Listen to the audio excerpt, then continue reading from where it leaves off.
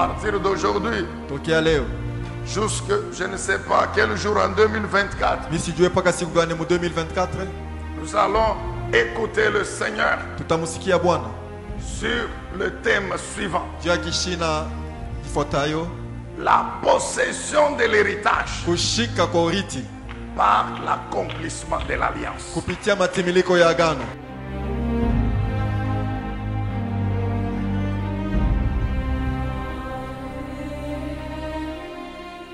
Le Saint-Esprit nous ordonne de continuer avec le même thème en 2025. Nous allons Roho continuer. Mtakatifu akituamuru tuendelee nao mpaka 2025 tutaendelea. Donc, note bien, Mema mwandike mzuri, la possession de l'héritage kukamata urithi par l'accomplissement de l'alliance. kupitia matimiliko ya agano.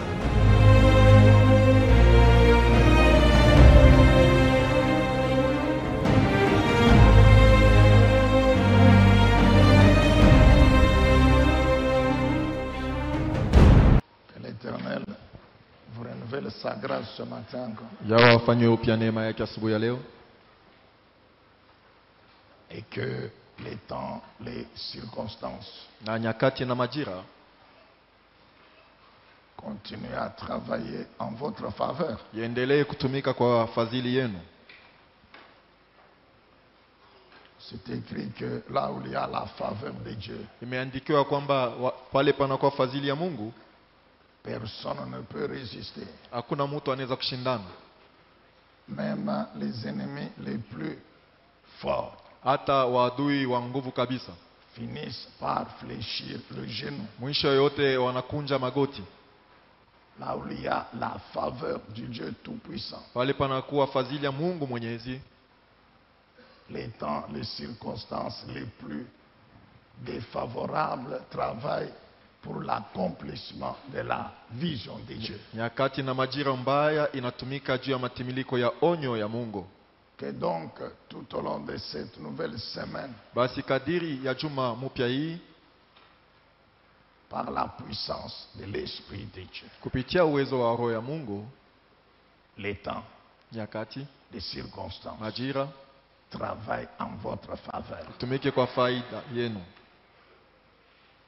Les temps, les circonstances travaillent en votre faveur, Na nyakati na majira itumike kwa faida yenu, afin que la volonté parfaite de Dieu hivi mapenzi kamili ya Mungu puisse continuer à s'accomplir endelee na kutimilika et à s'imposer à tout le monde. na kukazishwa kwa kila mtu.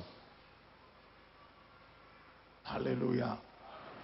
Amen, bien-aimés dans le Seigneur. L'héritage physique et matériel des enfants de Dieu. Urithi ya vitu ya kuonekanika ya kupapasa ya watoto wa Mungu. Héritage physique et matériel Urithi wa kupapasa na ya vitu vya kuishi navyo des enfants de Dieu. ya wana wa Mungu. Il fait partie de cet héritage global Inakuwa kati ya hii urithi ya uteli ya ujumla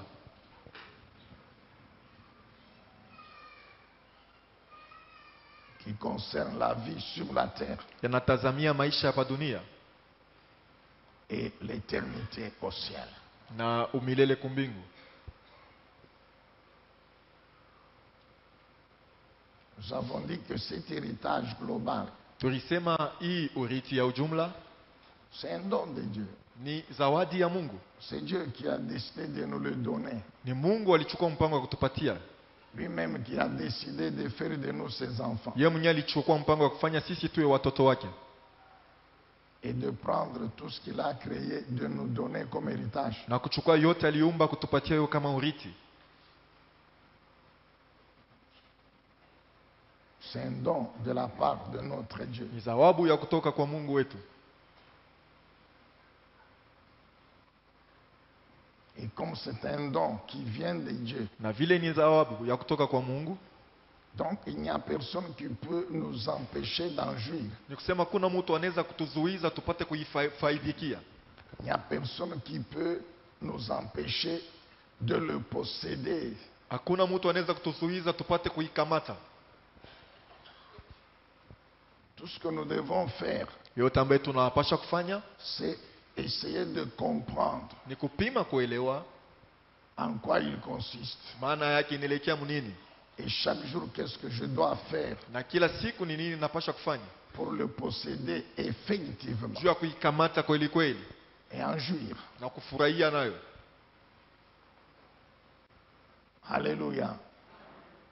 L'héritage physique et matériel des enfants de Dieu Oriti ya kuonekanika ya kupapasa ya wana wa Mungu concerne tout ce qui est en rapport avec la vie sur la terre. inatazamia yote inakuwa ikiambatana na maisha ya pa dunia.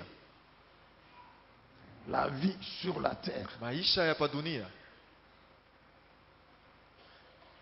Tout. yote. Nous avons parlé de la santé physique. Tulisemea juu ya afya ya mwili. Le corps, il a sa place. Mwili ina nafasi yake, Car sans le corps, l'esprit ne peut pas vivre sur la terre et servir Dieu. kwa maana bila mwili roho haiwezi kuishi pa dunia na kumtumikia Mungu. C'est pourquoi Dieu tient à la santé physique du corps.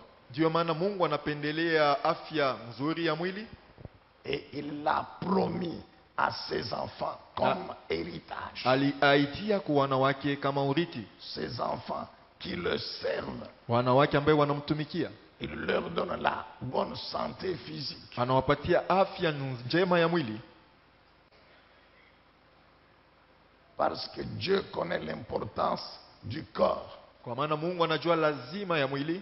Pourquoi, souvenez-vous, le Seigneur est allé jusqu'à dire Ndio maana mkumbuke Bwana alienda mpaka mkusema, que le corps que je vous ai donné, mwili ambaye niliwapatia moi, votre Créateur, mimi muumbaji wenu, a de la valeur plus que les vêtements. ina bei kuliko mavazi. De même que cette vie Vile spirituelle vile hii uzima wa que je kiroho vous ai donnée ambaye niliwapatia a de la valeur plus que la nourriture, ina bei kulika chakula, plus que les autres besoins kuliko mahitaji zingine zote physiques, matériels. ya kunikanika, ya kuishi navyo, ya kupapasa. Dieu dit, j'éloignerai la maladie Mungu anasema nitawaendesha mbali magonjwa si vous continuez à me servir. kama unaendelea na kunitumikia. Dieu dit, quand la maladie sera là, je vais vous guérir. Mungu anasema wakati magonjwa itakuya, mimi nitawaponyesha. Nous avons parlé de mariage, Tulisemezea kuhusu ndoa, nous avons parlé du travail, tulisemezea kuhusu kazi, nous avons parlé des études, etc. tulisemezea majifunzo na kadhalika. Et notre prière ce matin Na maombi yetu asubuhi ya leo est que par la puissance de l'Esprit de Dieu tunasema kupitia uwezo wa roho ya Mungu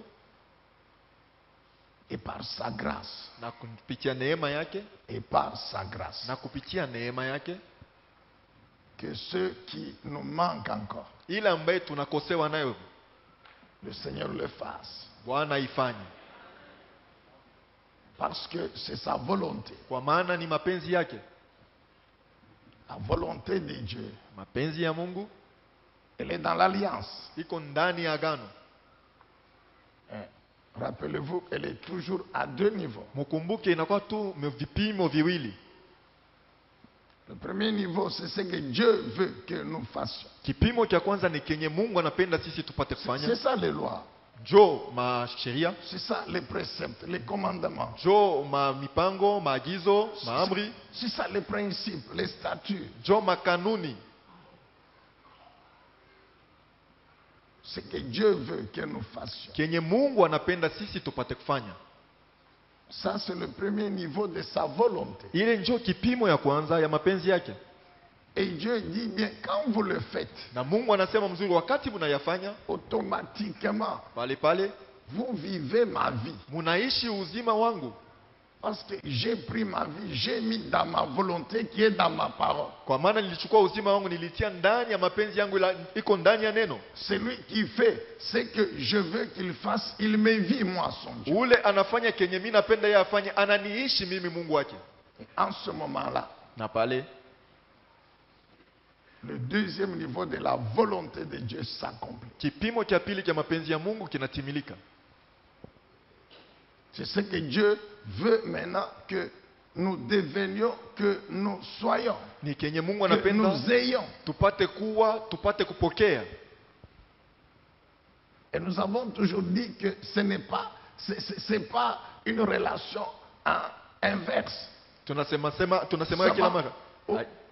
Il n'y a pas de relation d'inversité proportionnelle, non. Haina uhusiano ya kugeuza ya kwa Pour dire pamoja que pana. ça peut être soit l'un, soit l'autre. Au inaweza kuwa moja wala ingine hapana. Pour dire qu'on peut commencer par deux puis finir par un, Ndio non. kusema tunaweza kwanza na ya pili kisha kuishia kwa ya kwanza hapana. Tous les jours, Kila siku vous satisfaites au premier niveau de ma volonté. unajibiwa kwa kipimo cha kwanza cha mapenzi yangu. Moi, j'accomplis le deuxième niveau. Mimi natimiza kipimo cha pili.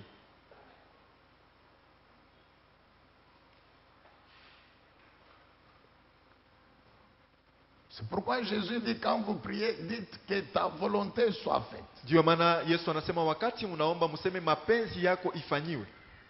C'est-à-dire, je me dispose Sema- à accomplir ta volonté par Sema- rapport à tes lois, à tes Natayarisha préceptes, à tes commandements. kutimiza mapenzi yako kufuatana na masheria na maamri na maagizo zako.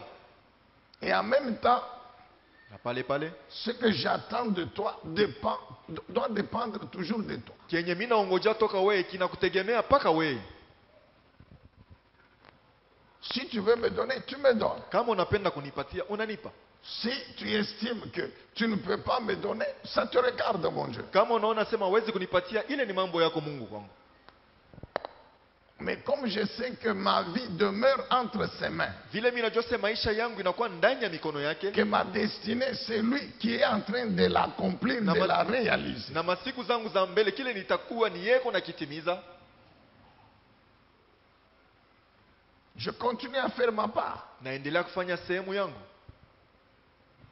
Il n'y aura jamais à moi les sentiments de Abuta- révolte, Akuta de kuyaka soumission, non. ndani yangu ile nia ya kumtombokea Mungu, ya kutokumutii. Parce que je lui ai dit que je me soumets à ta volonté. Kwa maana nilimwambia mimi najitiisha kwa mapenzi yako. En accomplissant ce que tu me demandes de faire par rapport aux lois, Mkutimiza kenye unaniomba kufanya kuambatana na sheria et en acceptant ce que tu veux maintenant me donner, na mkukubali kenye wewe unapenda en kunipatia. acceptant ce que tu veux que je devienne. Mkuitikia kile wewe unapenda mimi nipate kuwa.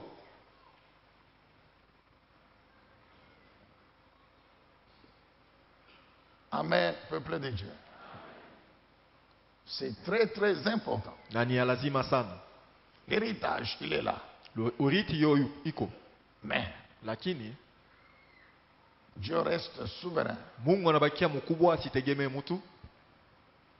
C'est-à-dire, il a la latitude, la liberté de nous donner ce qu'il veut, quand il veut, comme il veut. Ah, Notre devoir, c'est faire ce qu'il nous demande de faire. Anakuwa- C'est continuer à prier, à lui supplier. C'est ça notre devoir. Anakuwa Et na ça uhuru s'arrête là. ya Nous nous kufanya- attendons maintenant à lui. Kile anapenda kufanya wakati anapenda kufanya, na sisi kile sisi tunapaswa kufanya ni kukongojea mapenzi yake timilike ndani ya maisha yetu.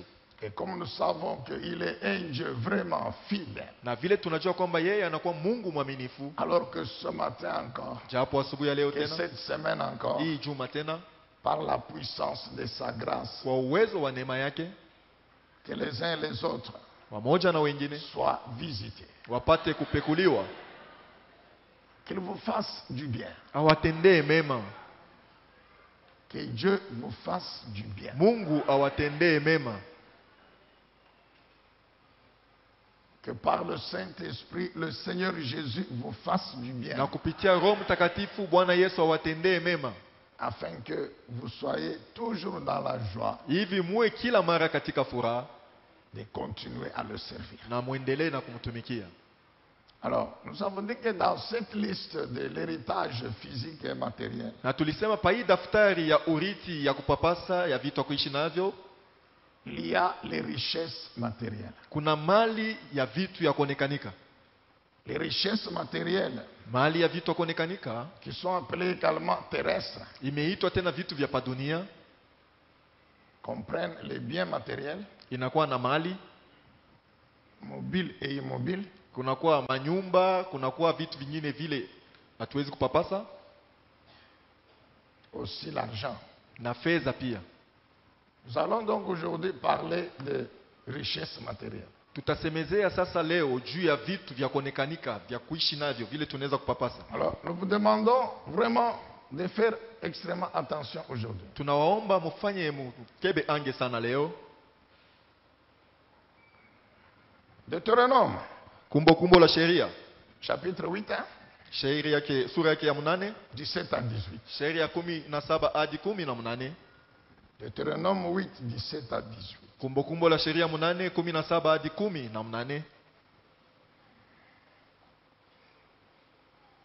Prends donc garde de ne pas te dire, Keba ange hivi usijiambie c'est par mes propres forces ni kwa nguvu zangu mimi et ma puissance que j'ai acquis toutes ces richesses. na uwezo wangu ambaye nilipata mali zote zi.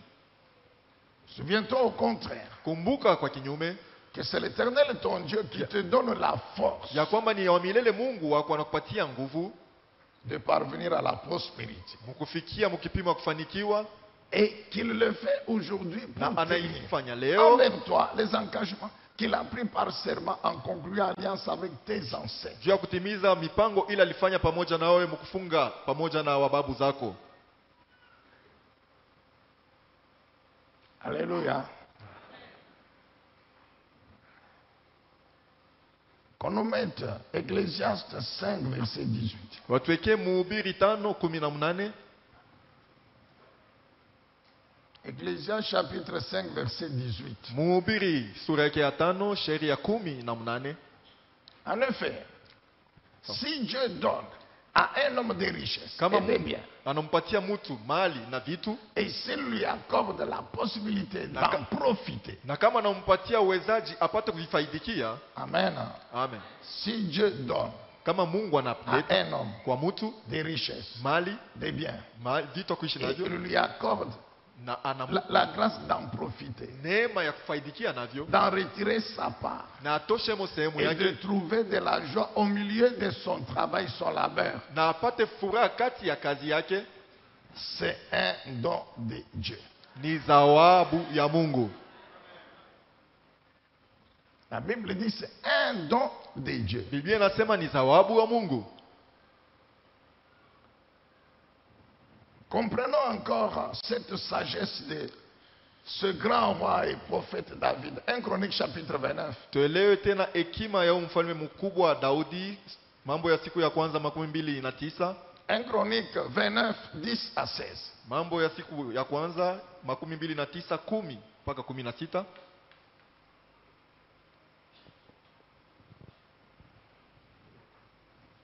Le contexte, c'est que David venait de faire cette offrande terrible pour la préparation des matériaux qu'il devait laisser à son fils Salomon pour la construction du temple. Maneno yanapitikana wakati Daudi alifanya sadaka juu ya kumwachia mtoto yake vyombo vya kujenga navyo hekalu. Vous pouvez lire à partir du premier verset, là où la Bible révèle que cet homme qui était riche a pris tout ce qu'il avait comme argent, comme or, tout ce qu'il avait comme richesse.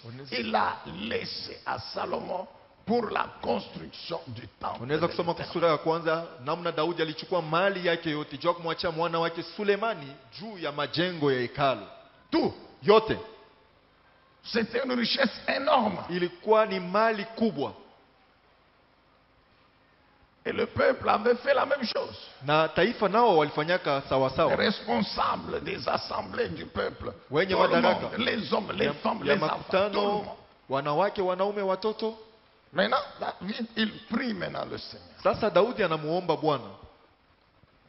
David bénit l'Éternel devant toute la... On lit en français.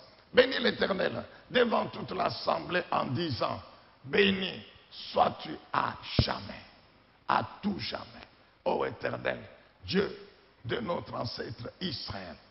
À toi, Éternel, appartiennent la grandeur, la puissance et la magnificence, et la gloire et la majesté. Car tout ce qui est dans le ciel et sur la terre est à toi, Éternel. C'est à toi qu'appartient le règne. Tu es le souverain au-dessus de tout être. Et c'est de toi que viennent la richesse et la gloire. Amen. Tu domines sur tout. Et dans ta main réside la force et la puissance. Tu détiens le pouvoir d'élever qui tu veux et de le rendre puissant et fort. Amen. C'est pourquoi notre Dieu, nous te louons. Nous célébrons ta gloire. Car qui donc suis-je? Et qui donc est mon peuple? Pour avoir les moyens de t'offrir de tels dons. Et tout cela vient de toi. Et c'est de ta main même que nous avons reçu ce que nous te donnons. Nous sommes devant toi comme des étrangers, des hôtes, tout comme nos ancêtres. Notre vie sur la terre, elle est aussi éphémère qu'une ombre passagère qui passe sans espoir. Éternel, notre Dieu, c'est de ta main que vient toute cette fortune que nous venons de réunir pour te bâtir un temple qui portera ton nom, toi qui es saint. Tout cela t'appartient. Amen, bien-aimé. Amen. Si sur cette terre, Kama pa dunia hapa tous les hommes watu wote étaient imprégnés de cette sagesse, walikuwa na hii hekima, il n'y aurait jamais de problème hakupashwa kuwa mamambo que suscitent les richesses matérielles. ile vitu vya kuishi navyo mali inaleta.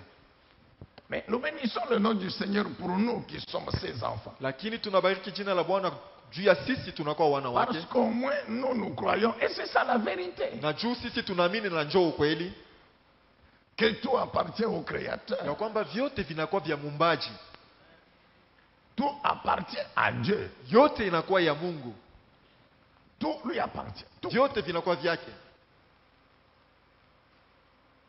Et que personne ne peut se taper sur la poitrine na hakuna mtu hata mmoja anaweza kujipika mkifua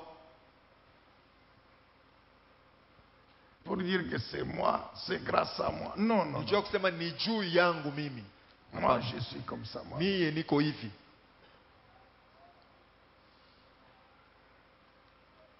Dieu dit à Israël, Mungu anaambia Israeli, fais attention. kebange, N'oublie jamais usisahau que kama c'est moi l'Éternel ya kwamba mimi Ton ndiye yao Dieu. Mungu wako. qui t'ai fait cette grâce, Mimi nilikujalia neema qui te hii, donne chaque jour la force ninakupatia kila siku nguvu pour amasser les richesses que tu as. C'est juu ya moi. kupata mali ambayo nayo. Ni mimi, C'est moi qui te donne la force. ni mimi nakupatia nguvu, Comme pour dire, kama juu ya kusema si je te retire le souffle, kama natosha pumzi ndani yako, si je ne te donne pas la force, kama sikupatie nguvu, tu n'auras rien. hautapata kitu. Amen, peuple de Dieu. Lorsque l'homme Wakati mtu il devient riche matériellement, anakuwa mtajiri kwa vitu akuishi navyo,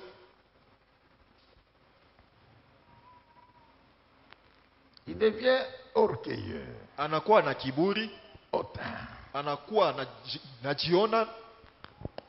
Et ce qui est malheureux, c'est que vous allez trouver même à l'église Mtaona hata mkanisa des gens qui finissent par se convaincre que l'église fonctionne à cause d'eux. mwisho yote watu wanajihakikisha sema kama kanisa inaenda mbele ni juu ya bobo.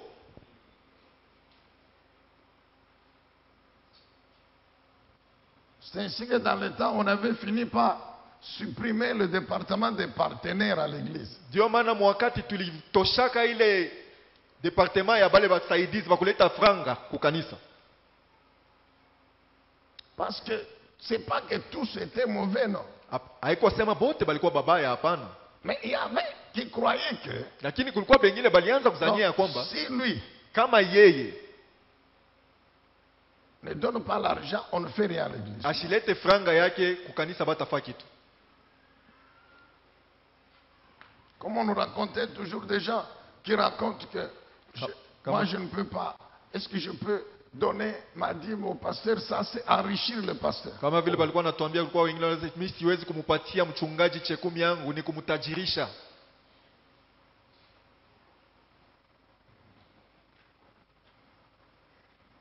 Ce n'est pas le pasteur qui a établi la loi de la dîme, c'est Dieu. Haina mchungaji ndio aliweka ile sheria ya chekumi, ni Mungu. C'est Dieu qui a dit que Ni Mungu alisema les sacrificateurs ou la tribu de Lévi, kabila ya Walawi, et je ne leur donne pas une portion de territoire en Israël qu'ils vont posséder et puis ils vont vivre à partir de ça. Non, eux n'ont pas cet héritage-là. bao msipopatie urithi ya fazi moja mu Israeli kula ambaye bataishi, hapana. Dieu dit, moi-même je suis leur héritage. Mungu anasema mimi mwenyewe ndiye urithi Et yao. comment Dieu était l'héritage? Na Mungu alikuwa urithi yao namna gani? Dieu dit, tout ce que le peuple va donner Mungu anasema comme yote ambaye offrande, taifa comme sacrifice, comme wataleta dîme, kama je sadaka, donne zabiu, aux Lévites. chekumi na Pour wapatia qu'ils Walawi. vivent et qu'ils continuent à me servir. Juu baishi na baendelee kunitumikia. Donc si toi tu dis que tu as enrichi, ce n'est pas le pasteur que tu as enrichi. Kama wewe unasema wewe unatajirisha, haina mchungaji yule Donc unatajirisha. tu veux dire que tu as enrichi Dieu. Wewe unataka kusema huko namtajirisha ndio Mungu. Non. Tu as enrichi Dieu. Huko namtajirisha Mungu. Quelqu'un qui devait payer une dîme de 3 millions. Mtu alipaswa kuleta chekumi ya milioni 3. Non. Il avait eu 3 millions de dollars et puis il devait payer la dîme de 300 000. Alipata milioni 3 ya dola, sasa alipaswa kuleta 100,000 Je vais ya kama donner, chekumi. je vais donner tout ça à l'église. 300 000. Yote hii nilikuwa nilete kwa kanisa. 1,300. Ça sont déjà malheureux. Aba ni batu baole. Des gens très très malheureux. Batu baole kabisa. Et nous voulons qu'aujourd'hui ils écoutent un peu ce que la Bible dit de l'argent. Na tunapenda leo basikie kenye Biblia inasema kuhusu fedha.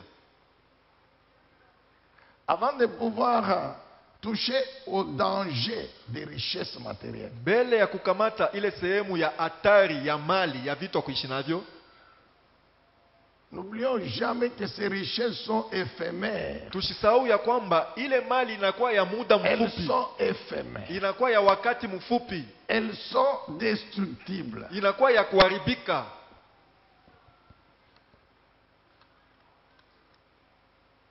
Alléluia. Qu'on nous mette 1 Timothée chapitre 6, Watwekee Timotheo wa kwanza sura yake ya 6,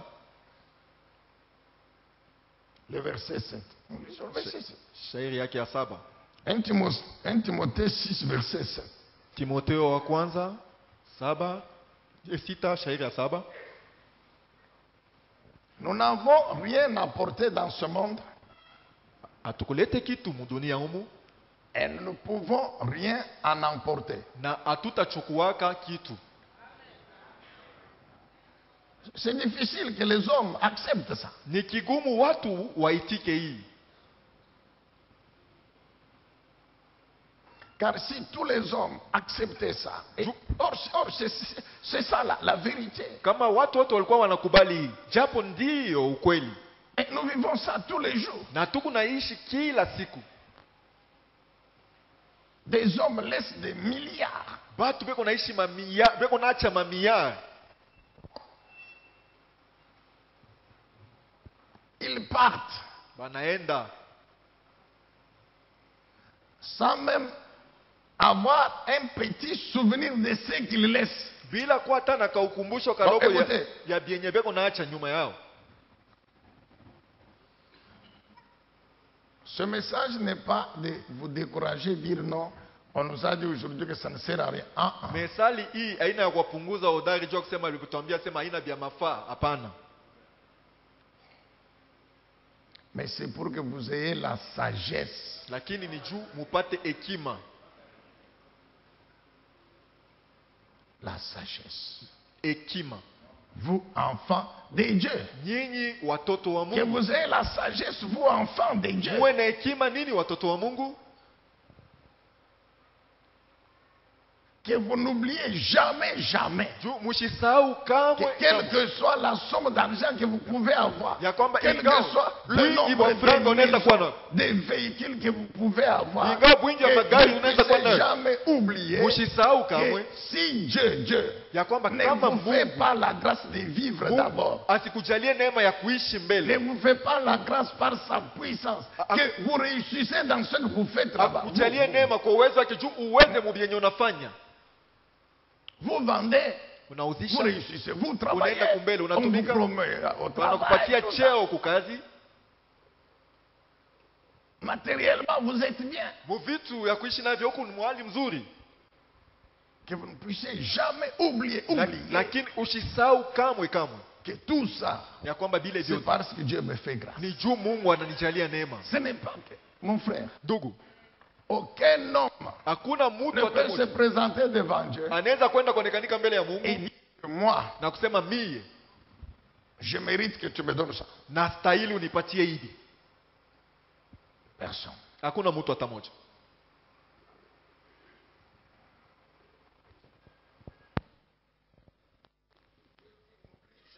Mungu anasema usisahau kamwe ya kwamba ni mimi na kupatia nguvu ya kupata mali. Ndio kenye Mungu anasema usisahau kamwe.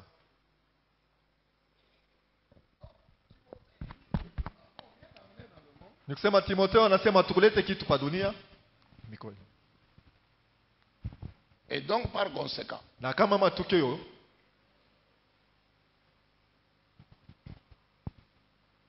nous allons tout laisser. tutayote Comme on n'a rien amené, vile tukulete kitu nous allons aussi tout laisser. na tutaacha vyote. J'ai l'impression que vous n'êtes pas d'accord. Hein? Mimi naona sasa mwichike. Ecclésiaste chapitre 2. Mhubiri sura yake ya pili, Là, c'est encore grave. pale tena inakuwa ya matata kabisa.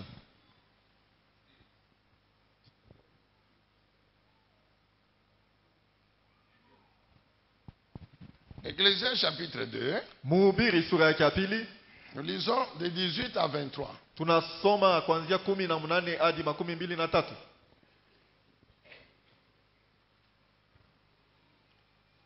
Écoute attentivement, mon frère. Sikia na utaratibu ndugu.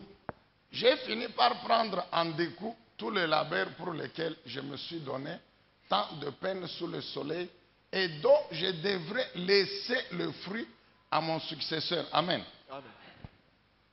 Vous allez voir dans ce texte, Ecclésiaste, il ne parle pas des enfants, Utaona muhimu andiko mhubiri asisemezee kuhusu batoto ou bien de la femme, non. au juu ya mke, hapana. Il parle du successeur. Anasema juu ya mwenye atamkombola. Et je bénis le Seigneur pour lui vraiment. Na bariki Bwana juu yake Il kweli. parle du successeur. Anasema juu ya ule atamkombola. Parce que le successeur peut être la femme, peut être les enfants, Dieu peut mwenye être même l'État. Mwenye kumkombola anaweza kuwa bibi, anaweza kuwa batoto, anaweza kuwa hata serikali. En Europe, là-bas, il y a des gens qui meurent. Il n'a pas eu d'enfants, mais il laisse des milliards dans le compte. Mubulaya kuku batu wanakufa washache batoto lakini anaacha mafedha mingi ndani ya konti ya akiba yake. Et c'est l'État qui prend tout ça. Anachukua vyote. Alléluia. Hein? Donc, je devrais laisser à mon successeur. Kenye nilipashwa kuachia mwenye atanifuata. Car qui sait s'il sera sage ou insensé?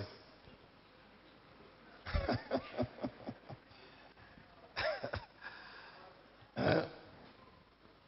Monsieur l'avocat, tu sais, Bwana mtetezi, si le successeur sera sage ou insensé. kama wakunikombola atakuwa mwenye hekima au mpumbafu. Pourtant, c'est lui qui disposera de tout ce que j'ai réalisé sous le soleil grâce à mon travail pour lequel j'ai trimé et mis en œuvre la sagesse. Cela est aussi déplorable. Écoutez, Sikilizeni. aussi j'en suis arrivé au désespoir en pensant à tous les labeurs pour lesquels je me suis donné, tant de peine sous le soleil. En effet, on accomplit son labeur avec sagesse, avec compétence et avec adresse.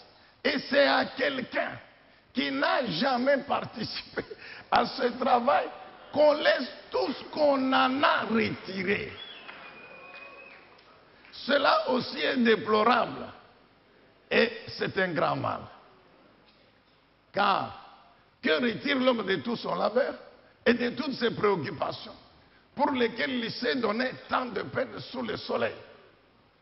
Ces journées lui apportent bien des maux, des souffrances. Ces occupations lui occasionnent bien des souffrances, même la nuit, il ne trouve pas de repos. Cela est aussi... Alléluia. Ah, c'est quand même très fort, Ecclésiaste. Ni vya nguvu sana Mais mhubiri. pourtant, c'est la vérité. Japo ni ukweli.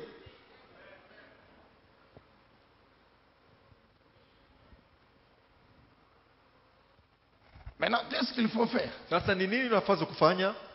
On y revient. Tunarudilia hapo. Bien aimé dans le Seigneur, les richesses matérielles, Wapendwa ndani ya Bwana, mali ya vitu les kuishi biens, navyo, l'argent, fedha, mali c'est un don de Dieu. ni zawabu wa Mungu. Dieu dit, c'est moi qui vous permet de les avoir. Mungu anasema ni mimi na waruhusu muvipokee. Mais le Seigneur Jésus s'est employé Lakini Bwana Mungu alijitahidi à enseigner là-dessus ya kufundisha pale juu pour nous préserver des dangers de ces richesses. juu atukinge na hatari ya hii mali, Pour nous préserver des dangers des richesses matérielles. atuepushe kuile hatari ya mali ya vitu kuishi navyo. Des enseignements pour nous montrer comment nous devons les utiliser. Mafundisho juu ya kutuonyesha namna kani tunapaswa kuvitumia. Amen, bien-aimé dans le Seigneur. Amen. Les richesses matérielles. Mali ya vitu ya kuishi navyo.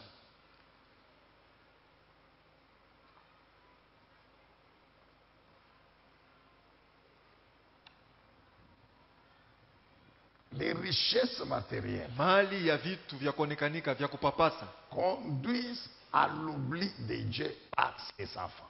binapeleka mtu amusao Mungu wake.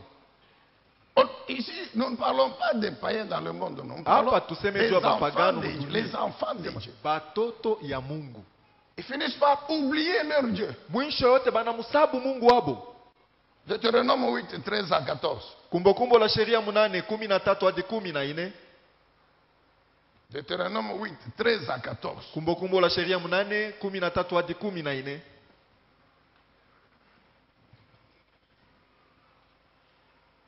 Si ton gros et ton petit bétail se multiplient, si ton argent, ton or s'accumule, si tous tes biens s'accroissent. 14. Prends garde de ne pas céder à l'orgueil et d'oublier l'Éternel ton Dieu, qui t'a fait sortir d'Égypte, du pays où tu étais esclave. Amen, bien-aimé dans le Seigneur. C'est dommage. Le pasteur Sylvestre me racontait là, un frère. Niaole ndugu pa mchungaji Sylvestre kwa niambia ndugu moja. C'est pas ici, non. Aïna Dans hapa. une autre église. C'est un pasteur qui le confie. Ni Il dit, mkanisa mais il y avait ingine. un frère dans l'église. Kwa ndugu moja ndani ya kanisa Il touchait $500. alianza tu kupata $500. Très fidèle, très fidèle. Mwaminifu Et sana. à l'église et à la maison, Na fidèle. kukanisa na kunyumba mwaminifu wa benyewe. D'abord, avant même de toucher $500, il n'avait rien. Mbele ya kwanza kupata hata $500, hakukuwa na kitu. Papa a prié pour moi. Baba, On a niombee. prié pour le frère. On a prié pour le Wanaombea frère. ndugu, On a prié pour wanaombea le frère. ndugu. Dieu fait. Comme nous prions pour vous ici. Mpaka sasa hivi tunamiombea.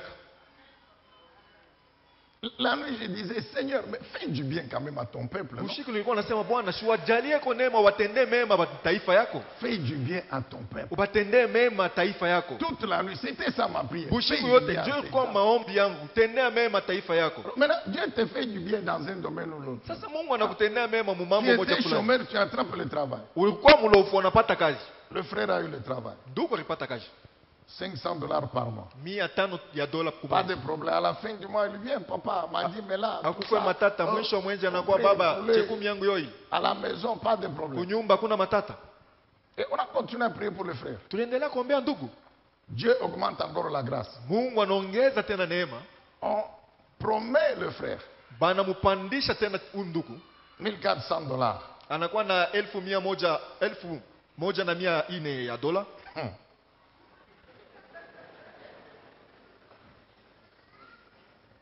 $1,400 seulement, 1,400. 1,400 tu. Le frère est devenu fou. Ndugu anakuwa mwenda bazimu. Il ne vient plus à l'église. Kukanisa akuyake tena. Il n'y a que la femme. Paka mke wake njoko naonekanika. Madame, on ne voit plus le frère. Mama, atonake tena ndugu. Non, pasteur, vraiment, je ne sais pas, il faut beaucoup prier pour nous. Mchungaji, Parce que tuko même à la maison, on ne le voit pas. mutombe ko sana jua hata kunyumba kwenye tumuone tena. Le frère a déjà une deuxième femme. Ndugu anisha kwenda kupata bibi wa pili. Mon frère, authentique. Ndugu, hii mambo ndio unakwambia ni ya kweli?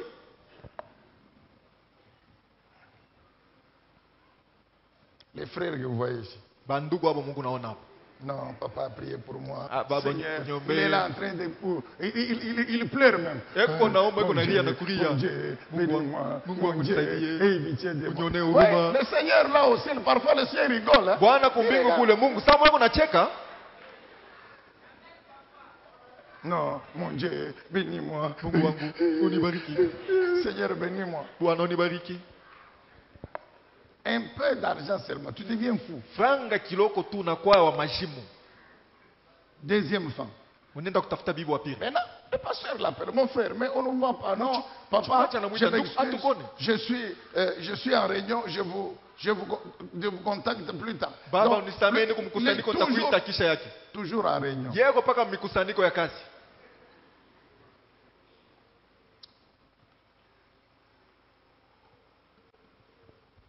Alléluia. Mon frère, Ndugu, Dieu, Mungu ah, Paul dit aux Galates que ce qu'un homme aura semé, il le moissonnera. Paulo anaambia Wagalatia kenye mtu atapanda njia kenye atavuna. Dieu dit, comme tu m'oublies, Mungu anasema vile unanisahau, moi aussi je vais t'oublier. nami nitakusabu. Moi aussi je vais t'oublier. Nami nitakusabu. C'est ce que vous voyez certaines personnes, Ndio pale unaona bantu bengine. un jour ou l'autre là, Siku moja wale wengine licenciés sans préavis. bana mutosha hata kumupatia hata mshahara yake ya mwisho wa kazi. Licenciés sans préavis. Bana mutosha mukazi hana hata na franga ile ya Alors mwisho wa tu kazi. vas le voir venir, non, papa, Utamwona anakuja, pardonnez-moi, baba, pardonnez-moi. Ok. unisamee. Dieu va te pardonner, c'est tout. Mungu atakusamea ni kweli. Mais Lakini Dieu va te pardonner. Mungu kukusamea atakusamea. Mais il a déjà mis une croix. Lakini anisha kutia msalaba pa maneno yote. Dieu dit, fais attention de ne pas m'oublier. Mungu anasema keba ange ushinisahau. Les hommes oublient Dieu à cause de l'argent, Wanadamu wanamsahau Mungu kwa ajili ya à fedha, cause du travail. kwa ajili ya kazi. Tu n'as plus le temps pour Dieu. Hauna tena na nyakati juu ya Mungu.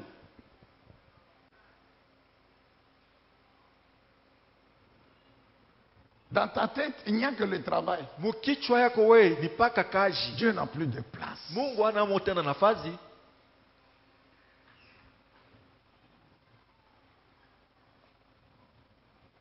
Les richesses Mali conduisent à la cupidité. inapeleka kwa tamaa. Psaume 62, verset 11. Zaburi 62 sheria 11. Psaume 62, 11.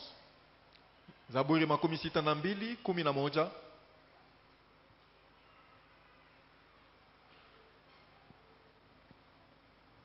Ne comptez pas sur le gain par extorsion.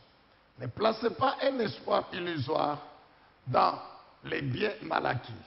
Si la fortune augmente, n'y attachez pas votre cœur. Alléluia. Amen. Ne faites quoi? Lakini fanyeni nini? Ne attachez pas votre cœur. Musiambatanishe moyo wenu kule. Sur la route, Barabarani on ne pense qu'à l'argent. unawaza paka kumakuta. À la maison, Kunyumba on ne pense qu'à l'argent. paka makuta mkichwa. Dans le culte ici, Mu ibada umu. dans le culte ici, Mu ibada umu. dans le culte ici. Mu ibada umu. Pendant que la parole est en train d'être prêchée. Wakati weko na ubiri neno, Non, non, c'est le programme de la semaine. ni matengenezo ya mchuma. Non, attention, telle personne me doit, attention. Keba ange mtu fulani anapaswa kunipatia franga bungi fulani. Demain, il faut que j'ouvre le magasin à 8 heures. Kesho tafadhali nifungule duga na saa 8h. On m'a dit qu'en Zambie, il y a ça. Juba nyambia Muzambia Mungu bintu fulani. C'est ça. Njoo pile. Pendant que la parole est en train d'être prêchée. Wakati weko na ubiri neno.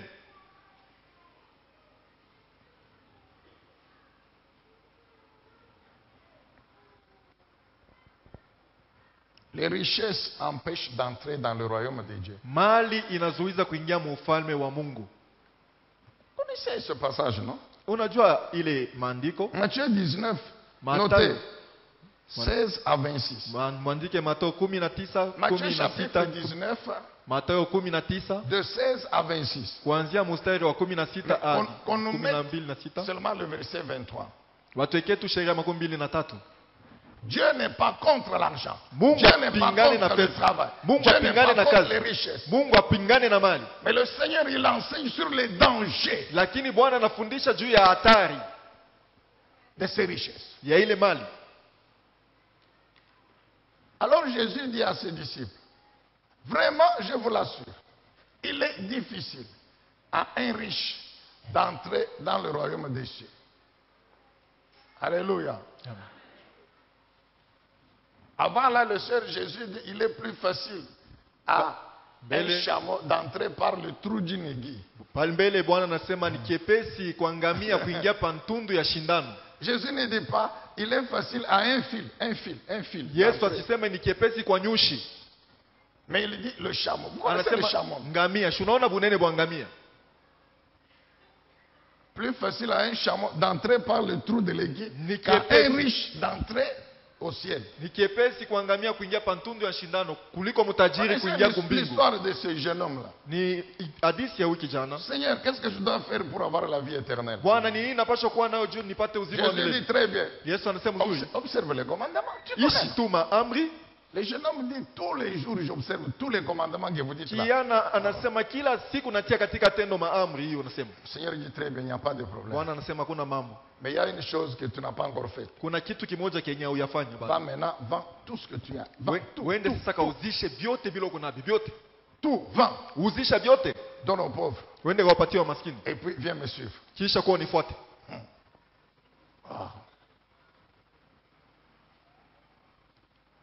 La Bible dit le jeune homme, Biblia inasema kiana ule il a fait seulement comme ça. akageuka tu. Ça, c'est moi qui fais le commentaire. Je crois qu'il disait, allez, reste. Hii ni mimi nasema bakia na mambo yako. Toka, toka. Kiti la basoro. La Bible dit, il est parti tout triste. Anaacha Biblia Jésus. inasema alienda katika Alese Yesu. huzuni, anamwacha Yesu. Tout triste. Alienda katika huzuni.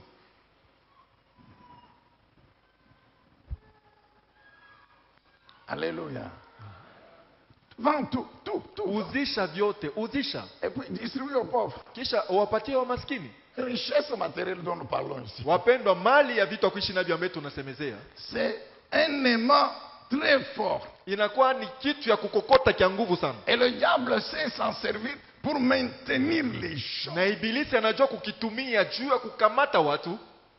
Posez-vous la question. Ujiulize ulizo, Les chrétiens, Bakristu ils connaissent Malachie 3, 10 à 12. banayua Malaki sura ya 3 10 mpaka 12. Ils connaissent le verset qui précède où Dieu dit, si vous ne me trompez pas dans les dîmes et les offrandes, je vous bénis. Wanajua ile sheria inatangulia. Mungu anasema kama munidanganye mchie 10 na sadaka na wabariki.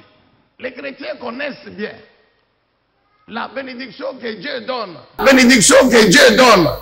Bakristu wanajua mzuri baraka ambayo Mungu analeta Comme moisson de semences de dîmes. kama mavuno ya kutoka kwa mache 10. Ce sont des chrétiens, Bakristu des enfants de Dieu, watoto ya Mungu qui croient à la parole de Dieu. wanaamini muneno la Mungu. Quand vous examinez bien, Kama unachunguza mzuri, qui gagne? nani anapata faida? C'est Dieu Ni Mungu ou bien c'est nous qui gagnons? au ni sisi ndio tunapata faida? Remettez-nous Malachie chapitre 3. Utokee Malaki sura yake ya 3. Apportez vos dîmes dans leur totalité au trésor du temple pour qu'il y ait des vivres, de la nourriture dans ma demeure. De cette façon-là, vous me mettez à l'épreuve, dit Dieu. Deuxièmement, je vous ouvre les écluses du ciel. Troisièmement, je répands ma bénédiction, je vous comble avec surabondance de ma bénédiction. Quatrièmement, je réprimerai l'insecte qui dévore, ou bien je détruirai toutes les puissances qui vont s'attaquer à votre travail. Il ne détruira plus le produit de vos champs. Vous ne manquerez rien. Amen, bien aimé dans le Seigneur. Amen. Qui gagne ici? Nani anapata faida hapo?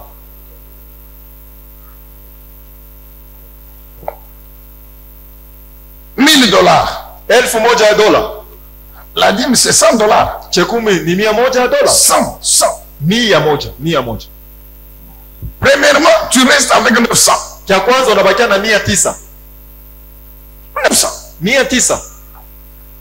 Deuxièmement, Ya pili, Dieu, Mungu il accomplit toutes les autres promesses ici. anatimiza malako yote hii. Dans la bénédiction, l'abondance, il y a plus que l'argent. Mui baraka katika hoteli kuna shindia fedha.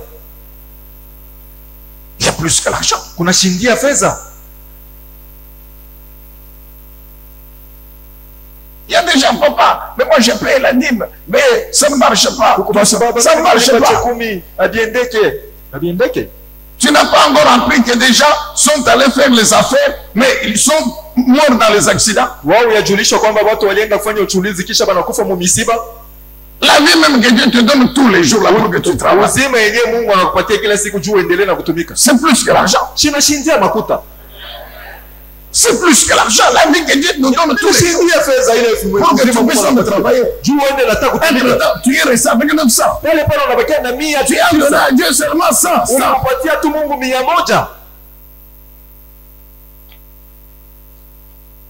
Mais Dieu te protège, Dieu te garde. Dieu te fait mentionner l'argent d'abord. Et puis tout ce que sa grâce fait, mon frère. Dieu dit, je vais menacer le dévoreur. Il y a des gens, vous pouvez vous dire, non, papa, mais moi je ne comprends pas. Ça ne marche pas. Pourtant, je paye ma dîme. Mais je ne sais pas. Est-ce que c'est toi qui a établi la loi de Dieu? Mais maintenant, ça devient mon problème. Parce que la personne s'adresse à vous. Vraiment, vous vous sentez responsable.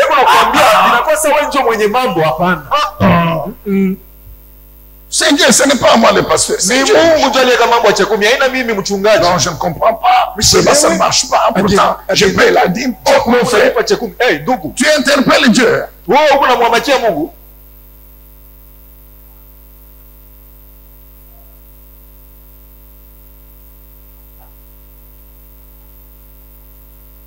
Le Seigneur Jésus dit ceci. Faites attention.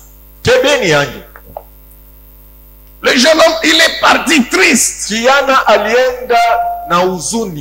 C'est la pesanteur. C'est la puissance démarcative qui exerce les richesses sur les gens. Nous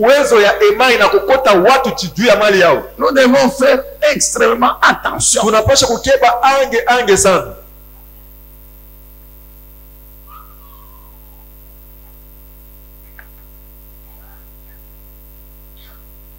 Marc chapitre 4. Marko sura yake ya 4 18 et 19.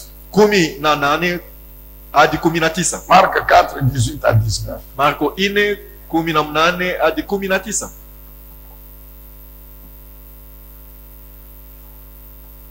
D'autres reçoivent la semence parmi les ronces. Ce sont ceux qui écoutent la parole, mais en qui elle ne porte pas de fruits. Pourquoi? Par cette parole est étouffée par les soucis de ce monde, souligné par l'attrait trompeur des richesses. Pika kistari juu ya kukokotwa kwa kudanganyika na mali. Je vous ai dit, on est en train de prêcher la parole. Mais lui, il est dans les affaires.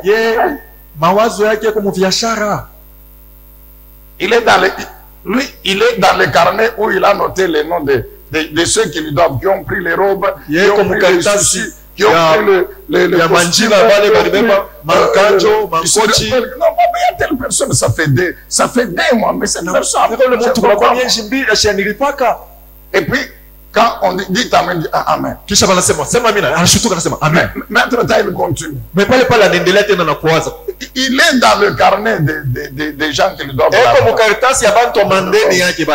Il se rappelle que même la personne là vraiment. Et puis il tourne comme ça, il voit la personne.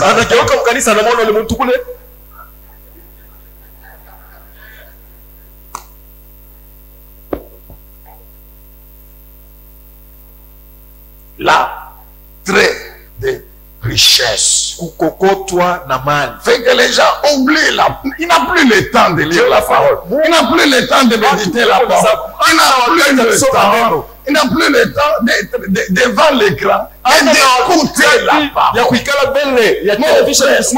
Mon frère, souviens-toi de Timothée. On a dit, on n'a rien amené dans le monde. Non plus on va apporter. Ne t'en fais pas, mon frère. Travaille. On ne t'a pas interdit de travailler. Amasse l'argent comme tu veux, mais attention. Attention. Souviens-toi d'Ecclésiaste. Vous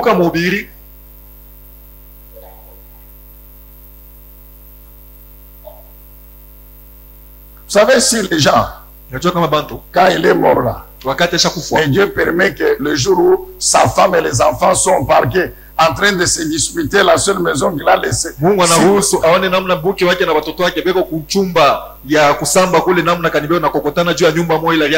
quelqu'un, donc il est dans le cercueil là-bas, ou bien il est déjà mort là, mais si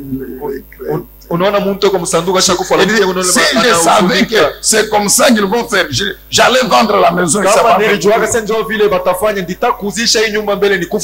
Comme ça, je vais voir comment vous allez vous disputer.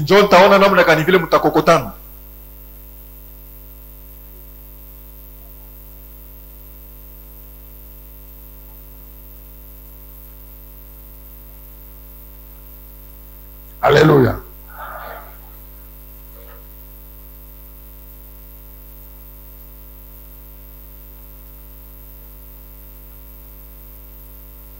La stérilité sur le plan spirituel. La stérilité. Là où il n'y a pas de parole de Dieu, la vie spirituelle elle est stérile.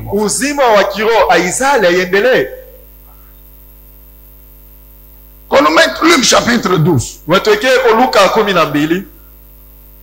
16 à 21. Luc 12, 16 à 21. Nous parlons des dangers des richesses matérielles. Ils font partie de l'héritage. C'est l'héritage. Mais c'est un danger. C'est pourquoi on doit faire attention. Fais extrêmement attention. Luc 12. 16. Jésus leur raconta alors cette parabole. Le domaine d'un riche propriétaire avait rapporté de façon exceptionnelle. L'homme s'est mis à réfléchir. Qu'est-ce que je vais faire? Se demandait-il. Ok. Je n'ai pas assez de place pour engranger toute ma récolte. Ah, se dit-il enfin. Je sais ce que je vais faire. Je vais démolir mes greniers pour en construire des plus grands. Et j'y entasserai tout mon blé et tous mes autres biens. Après quoi, je pourrais me dire, mon ami, mais te voilà, pourvu de biens en réserve pour de nombreuses années. Repose-toi, mange, bois et jouis de la vie. Amen. Amen. Il s'adresse à lui-même, il dit, mon ami, tout ce que tu as à faire maintenant, c'est manger, boire, dormir. Mais Dieu lui dit, pauvre fou que tu es. Amen. Je vous ai dit que l'argent rend les hommes, surtout les hommes. Il lui a dit, pas ta magie, mon cher. Devient fou. Le frère, il devient fou. D'où qu'on a quoi, magie, Anatomboka. Il se rebelle. Anatomboka.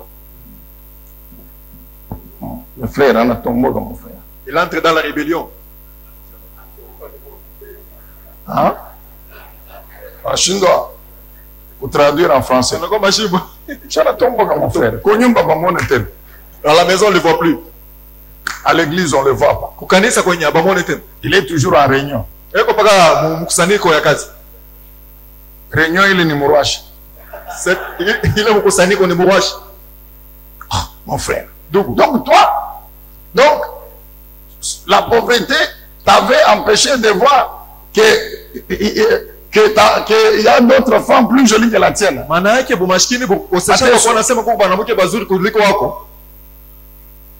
Vous savez, quand on reçoit les témoignages comme ça, parfois je me dis, mais donc, on va cesser de prier pour que tu bénisses les hommes.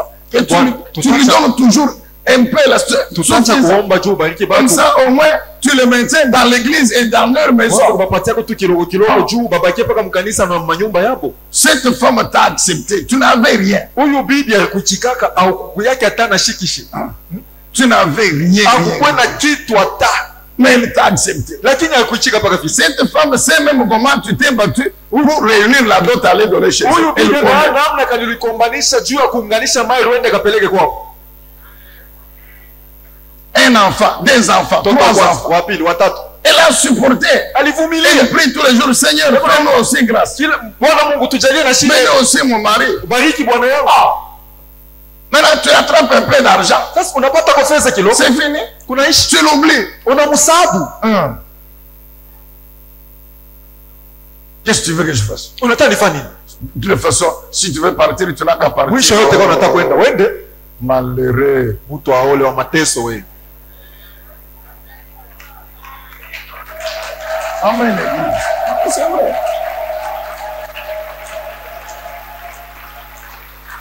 Comme l'apôtre Paul dit, des gens comme ça, Mtume Paulo anasema bantu ba vile les livrer à Satan. ubatoe tu mu mikono ya shetani.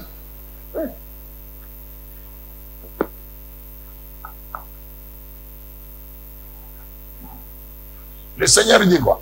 Bwana anasema nini? Dieu lui dit, Mungu pauvre fou que tu es, cette nuit même, tu vas mourir et on va voir tout ce que tu as préparé là pour toi. Qui va manger? On va voir. Taona. On va voir. Taona. Cette nuit, tu vas mourir. Ushiku bwa leo kwenye utakufa. Alors, on va voir comment ton ami va manger. Toi, tu dis mon ami. Tutaona namna kani rafiki yako ule atakula. Wewe unasema rafiki yangu. Tu s'adresses à lui, il dit mon ami. Wewe unajiambia mwenyewe si rafiki yangu. Ok, très bien. Mzuri? Cette nuit, tu Ushiku vas mourir. utakufa. On va voir comment ton ami va manger. Tutaona namna kani rafiki yako ule atakula. Amen, bien aimé dans le Seigneur.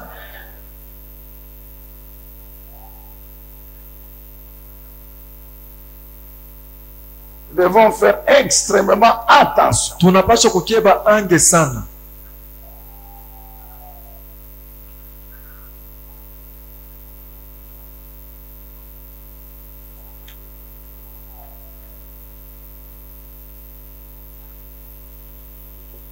Le verset 21. Le verset 21. Voilà quel sera le sort de tout homme qui amasse des richesses pour lui-même au lieu de chercher à être riche auprès de Dieu. Amen. Amen. Chrétiens, Mukristo, travaillons, tutumikeni. cherchons l'argent. Tutafute fedha. C'est bien. Ni mzuri. Mais n'oublions jamais Lakini tusisahau kamwe. que nous ne sommes pas riches par nous-mêmes. Hatuna watajiri kwa nguvu yetu wenyewe. N'oublions jamais Tusisahau kamwe. que nous ne sommes que des gestionnaires. Sisi ni walinzi tu. Gestionnaires. Ni walinzi. Gestionnaires. Tuko naongoza vitu. C'est tout. Jo basi.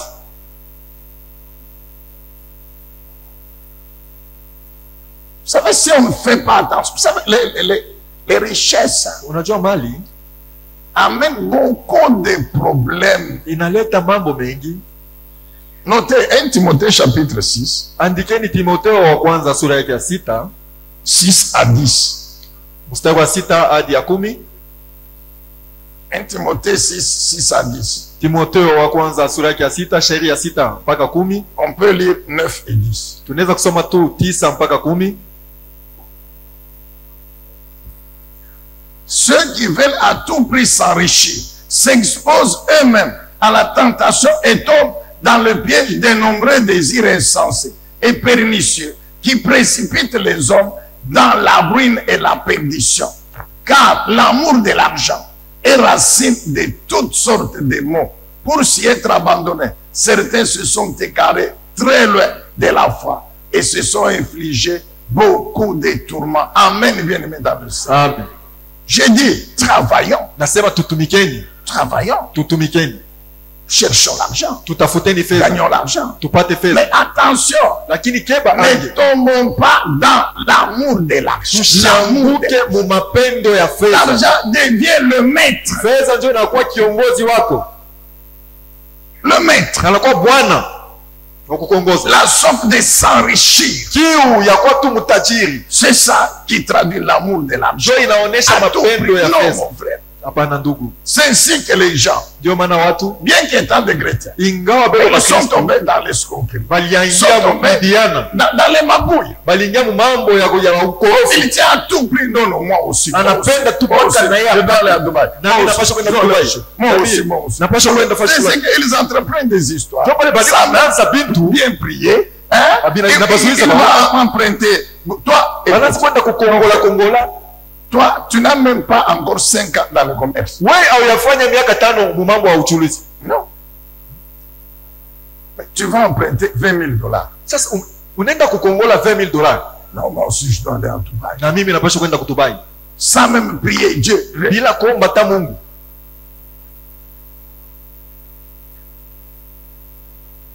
Tu commences une chose que tu ne maîtrises pas. Unaanza vitu vyenye au bielewa hata mzuri. Alors tu amènes beaucoup d'histoires là autour de Dieu. Unaleta vitu vya mingi. Je sens un peu de fierté là-bas. Tout ça, Na kafieri mulo nekeyamo.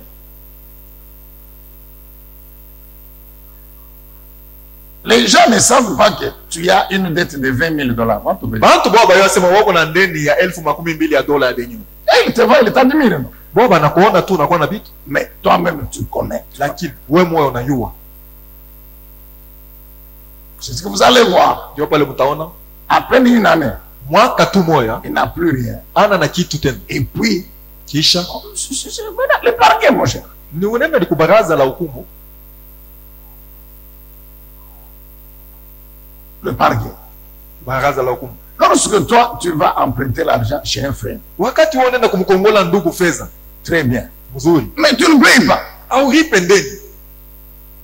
Comme on raconte un frère. Banatuambia mambo ya ndugu mwe. Les gens vraiment, je comprends. Kuko bantu misheleo. Il vend le véhicule. Yeko nauzisha magari. Il prend l'argent des gens. Anachukua Il achète le mafuta véhicule. bantu kwa kununua. Anauza Il gari. ne rembourse pas l'argent de tout. Ashirudishe franga benye. Yeko nauza magari anayujisha ile kupatia benye nayo. Maintenant, un frère, Sasa ndugu mwe. il va voir son pasteur. Aenda kwa mchungaji wake. Bon, écoutez, tel frère là, tout ça. Mshike ndugu wenu fulani hivi. Mais vous voulez que le pasteur fasse quoi? Unataka mchungaji afanye nini? Tu as l'argent d'autrui, $10,000, ça fait 6 mois, une année. Na Tu makuta payes benye $10,000 mwaka mzima. tu ne payes pas. Au ripe. Maintenant, tu veux que moi, le pasteur, je fasse quoi? Sasa unataka mimi pasteur nifanye nini?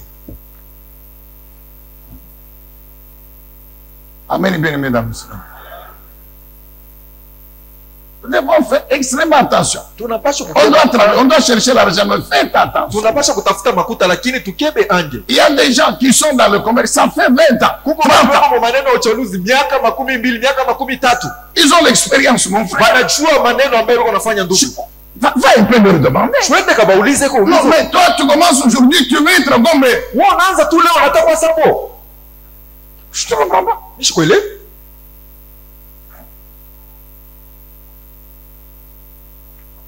Tu commences aujourd'hui. Unaanza leo. Mais tu veux les concurrencer. Unaanza kupechana nabo.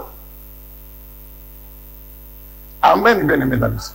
La soif, absolument, mon cher. Kiu Écoute, mpaka cha kupata. sois calme. Bakia Prie Dieu. Omba Que Mungu. Dieu te donne un travail. Mungu akupatie Prie kazi. Dieu. Omba Que Dieu Mungu. te donne peut-être à faire une activité. Mungu akupatie S'il faut kazi, commencer kitu kakufanya. avec $50, Kama commence ni ma kwanza na frère. dola 10. Commence ma soeur. Anza dada, anza ndugu. Anza. Ne cherche pas donc. Non, ne cherche pas absolument. Usitafute tu kwa sababu hapana. Dieu commence toujours faible. Mungu anaanzaka paka katika udhaifu. La soif de s'enrichir, mon frère. Kiu ya kuwa mtajiri Entraîne les escroqueries, inaleta watu wanakuwa makorofi. les vols, parfois même les meurtres. Givi Ça crée des problèmes dans l'église. zinaleta mamambo mukanisa. Crée des problèmes dans l'église. Zinaleta mambo mu makanisa. Alléluia. Amen, bien aimé. Acclamez un peu le Seigneur. Shangilia kwanza Bwana. Vous trouvez des familles entières disloquées à cause des richesses. Jamaa mzima banakabulana juu ya mali.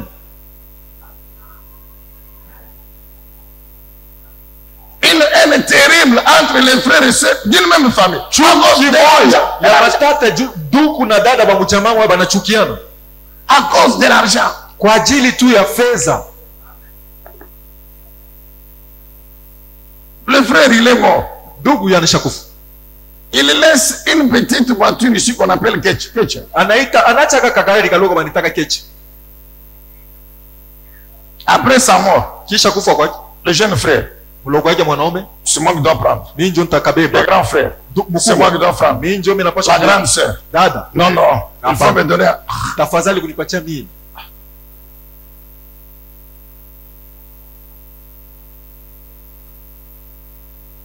Alléluia. Que faire? Kufanya je? Tutafanya nini?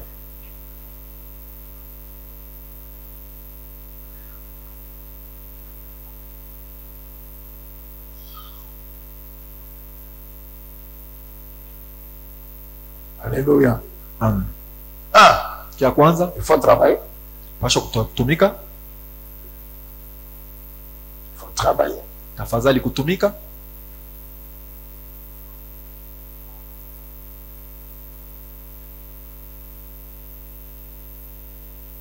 Il faut travailler. Tafadhali kutumika. Parce qu'il faut l'argent. Juu napasha kupata fedha. Pour subvenir à vos besoins. Juu ya kujibia kwa mahitaji yenu. Pour réaliser les projets de votre vie. Juu ya kutimiza matengenezo ya maisha yenu. Il faut travailler. Tafadhali kutumika. Il faut pas être paresseux. Hapana kuwa mvivu. Ne jamais lakini tomber dans le piège la sorte de s'enrichir. Usianguke mwili mtego ya kuwa na kiu mpaka ya kuwa mtajiri tu, hapana. Nous avons toujours dit que quand Jésus va revenir nous prendre, tunawaambiaka kila mara wakati Yesu atarudia kutuchukua, tous nous ne serons pas des millionnaires en dollars. Sheba tutakuwa wa millionnaires mu dollars. Et que dire de nos frères qui sont déjà morts? Sasa tutasema je wa ndugu yetu ashakufa? En tant que locataire. Bale balikuwa analipia manyumba. Volonté de Dieu. Ni mapenzi ya Mungu. Que nous, ses enfants, chacun soit chez lui. Sheba batoto yake kila mtu akwe na nyumba yake. Mais lakini ma réalité aujourd'hui c'est que je suis encore locataire. Leo hali yangu nikisema ningali niko napangia. Je ne vais pas aller voler pour aller me construire une maison. Sitaenda kuiba juu niko nijenge nyumba yangu. Je ne vais pas me tuer parce que je suis locataire. Sitajiua juu niko napangia, hapana. Non, on a dit. Mais ce qu'on a dit que tout aujourd'hui, c'est fini. Il n'y a aucun chrétien qui doit être locataire. On a dit ça.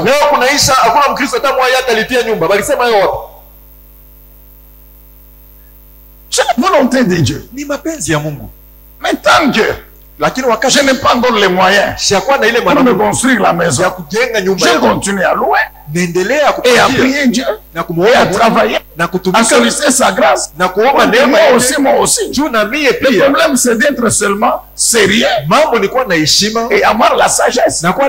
C'est tout. Je touche autant. Je peux consentir des sacrifices. On mange ceci. Mais je garde quelque chose. Je cherche aussi un terrain quelque part. Petit à petit, petit à petit. Petit à petit. J'ai un peu de sagesse. Parce qu'il y en a aussi. Ce n'est pas qu'il n'a pas les moyens, non. Mais il aime toujours bien manger, toujours manger. Donc il gaspille l'argent de futilité.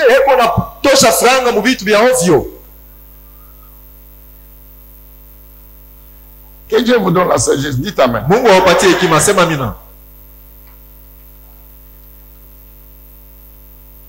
Ecclésiaste dit, ah mais c'est vraiment déplorable.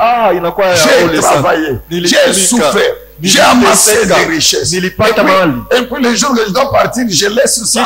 Bon, je ne sais pas si mon successeur, s'il sera sage, s'il va bien gérer.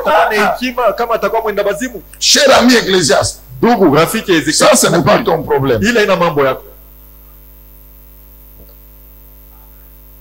Toi, fais ce que tu dois faire. Wewe fanya kenye unaweza kufanya. Fais ce que tu dois faire. Mon Fanya frère. kenye unaweza kufanya Faut ndugu. pas dire non, non.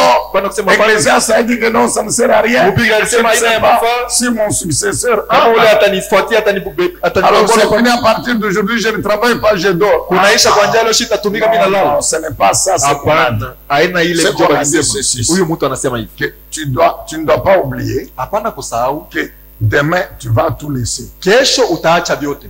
Ok. Maintenant que tu es vivant, Sasa hapa wingali mzima tu travailles. unatumika, Qu'est-ce que tu dois faire? ni nini unapaswa kufanya? Donc, tu dois suivre maintenant l'enseignement du Seigneur Jésus. Unapaswa kufuata Il dit mafundisho ya Bwana que wetu tu Yesu dois Kristo. être riche pour Dieu et non pas Unapaswa pour toi. tajiri juu ya Mungu na hapana juu yako. C'est-à-dire tu dois utiliser les biens, les richesses pour Dieu. Ni kusema unapaswa kutumia mali vitu ya kuishi navyo juu C'est ya pourquoi Mungu. Jésus dit au jeune homme riche, va vendre tout. Ndio maana Yesu Ono, anamwambia po. yule kijana mtajiri, uende kauzishe Eh, vitu suis-moi. wapatie maskini, kisha nifuate. C'est que tu comprennes Ni juu upate kuelewa. que ce qui est important, ce n'est pas ça. Ile inakuwa ya lazima, aina hii mali. C'est ta vie spirituelle Ni d'abord. uzima yako ya Ta kiroho. relation avec moi. Uhusiano wako pamoja Et nami. maintenant les autres choses, Sasa tu les utilises pour moi, Dieu. unavitumia juu yangu mimi Mungu. Et non, tu n'es pas riche pour toi-même. Hauko Non. mtajiri juu yako wewe mwenyewe, hapana. Comment ne pas être riche pour soi-même? Namna kani hawezi kuwa mtajiri juu yako wewe mwenyewe? C'est utiliser les biens, l'argent pour Dieu. Ni kutumia mali, fedha juu ya J'ai Mungu. béni encore les frères qui payent régulièrement leur dîme. Mon frère, Na bariki continue wa beaucoup. Mungu wanalipaka kila mara chekumi yao. Malachie 3 ici, mon frère, c'est la parole de Dieu. Malaki sura yake ya 3 ni neno la Mungu. Continue mon frère, nous t'encourageons. Endelea Continue. ndugu, endelea, tunakupitia changamoto. Gérer les richesses, les biens matériels pour Dieu. Kulinda mali, vitu vya kuishi navyo juu ya Mungu. Soutenir l'œuvre de Dieu. Kusaidia kazi ya Mungu. Soutenir l'œuvre de Dieu. Kusaidia kazi ya Mungu.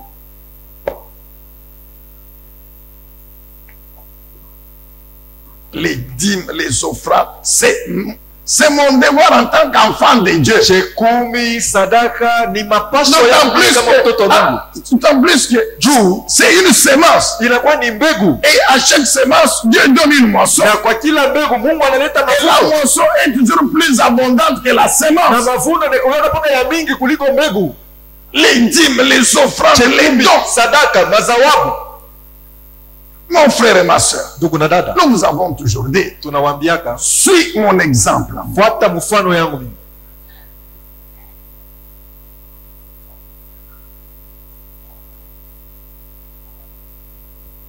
Et sois content quand Dieu te demande. Tuna furaha kama Mungu anakupatia.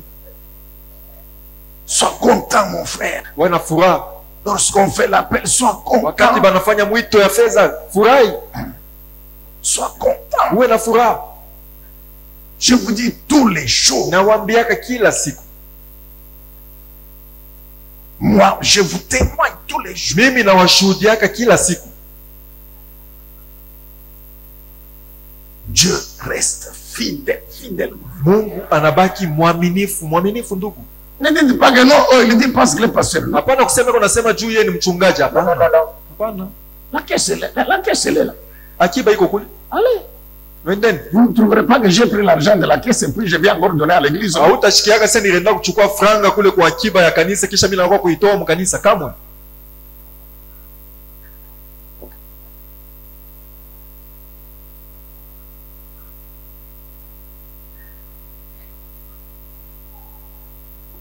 Luc 12, 21, Jésus dit, Luka 12:21. soyez riches pour Dieu. Yesu anasema muwe watajiri juu ya Mungu.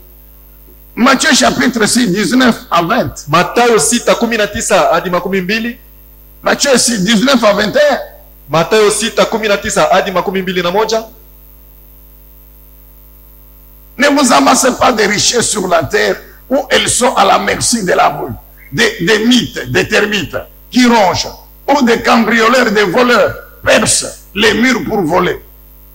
Amassez-vous plutôt des trésors dans le ciel où il n'y a ni rouille, ni termites qui rongent, ni voleurs qui percent les murs pour voler. Car là où est ton trésor, là sera ton cœur. Qu'est-ce que Jésus veut dire là? Yesu anataka kusema nini? Qu'est-ce que signifie s'amasser des trésors au ciel? Maana ya kujitwalia hazina mali C'est utiliser l'argent que Dieu me donne à gagner dans le travail. kutumikisha pesa ile L'utiliser pour Mungu Dieu. ananipatia kupitia kazi yangu. Quelle est la part de Dieu dans ta richesse? Quelle est la part de Dieu? Sehemu ya Mungu mumali yako iko wapi?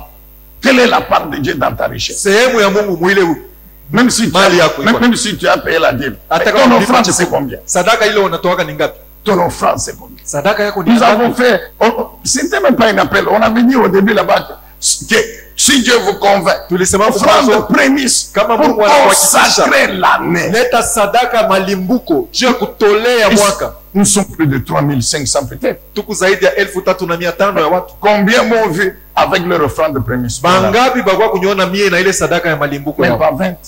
Hakuna hata 12. Même pas 20. Hakukuwa hata 12. Or, Japo l'offrande de prémisse. sadaka malimbuko, Offrande de prémisse. sadaka malimbuko C'est plus même que la dîme. inashindia na chekumi. Ah, c'est tout, c'est tout. Juu ni yote. La dîme, c'est la 10e partie. Chekumi ni L'offrande de dîner, c'est quelque chose. sadaka Mais ni c'est chache tout. tu. Lakini wanachukua yote tu. Non, on ne voit rien. Non, on prie. Non, on ne voit rien. Tout. Mais Tout qu'on a tu as difficile. Tu as difficile kigumu. à dire ce salaire ici, c'est moi, prémisse. Kusema sema hii mshahara bananipatia naitoa yote kama malimbuko. S'il faut que je dorme en famille, je vais dormir en Kama famille. nikulala na njala, nitalala na njala. Tu crois que tout. Écoutez, on vous a toujours dit. Sikia En wanakwambia matière ici de bénédiction matérielle et financière, mambo ya mabaraka il y a ya l'argent, vitu mon kuishi frère. navyo. Il faut s'aimer. Tafadhali kupanda, Faut s'aimer. tafadhali kupanda ndugu. Faut s'aimer. Tafadhali kupanda. Faut s'aimer. Tafadhali kupanda.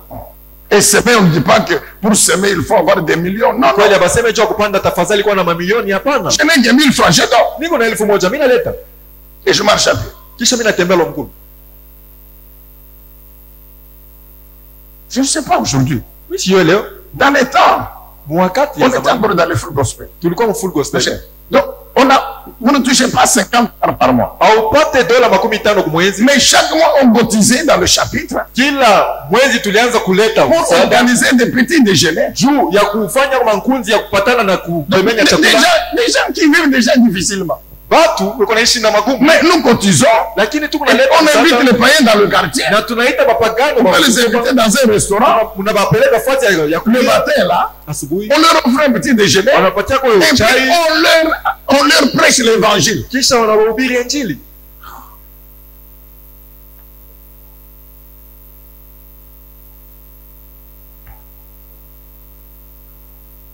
S'amasser des trésors dans le ciel. Kuwa na amali kumbingu Consacrer ses biens, son argent à Dieu. ni kutolea fedha mali yako kwa Mungu. C'est lui le propriétaire. Yeye ndio mwenye vyote. Même si c'est tout ce que Dieu me demande, Dieu lui donne. Hata ndio yote niko na ananiomba namupatia. C'est lui le propriétaire. Yeye ndio mwenye vitu yote. C'est le propriétaire. Yeye ndio mwenye vitu yote. Toi, tu es gérant d'un magasin. Wewe kwa mlinzi wa Le duka. propriétaire arrive et te dit, ok, tu as eu combien aujourd'hui? Mwenye Ok, duka anakuambia leo ulipata ngapi leo? tu me verses ça. Toi, tu Unipatie dis, non, non. Wana Mais tu commences à lui donner des leçons. Non, mais Unaanza si kumpatia tu prends, mafundisho. non. Kama C'est lui unachukua le propriétaire. yeye ndio mwenye mali yake. Toi, tu es le gérant. Wewe mtu kiongozi ya mduga. C'est Dieu le propriétaire. Mungu ndio mwenye vitu yote. Luc chapitre 16, on termine par là. Luka 16 tunamalizia pale.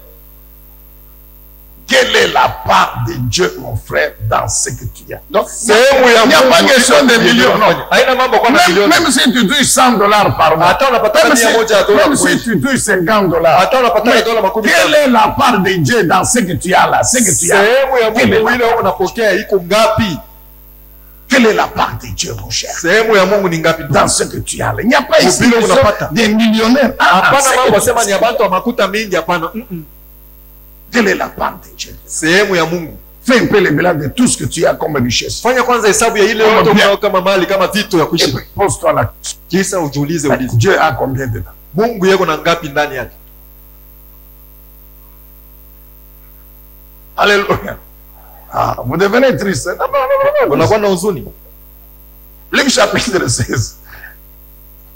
Luc chapitre 16. Luka Parce que 16. souvent, nous donnons l'impression qu'on a beaucoup donné à Dieu. Non? Mara mingi tunaonekanika sasa tunamtolea Mungu sana. Est-ce qu'on a déjà tout donné à Dieu? Eti tulisha kumpatia Mungu vyote. Comme nous sommes là, comme nous sommes là. Vile tuko hapa. Si l'ange descend ici, il dit, ok, très bien. Kama malaika anashuka hapa anasema mboni Et mzuri. puis on projette ici. Dieu connaît tout, non? Juu Mungu anayo vyote. Il projette ici kukibao les comptes, tout l'argent que nous avons dans les comptes. Fedha Telle yote tuko na personne, mumaki. telle personne, telle personne. Et puis là, je dis, demain, Kisha malaika anasema videz kesho les comptes.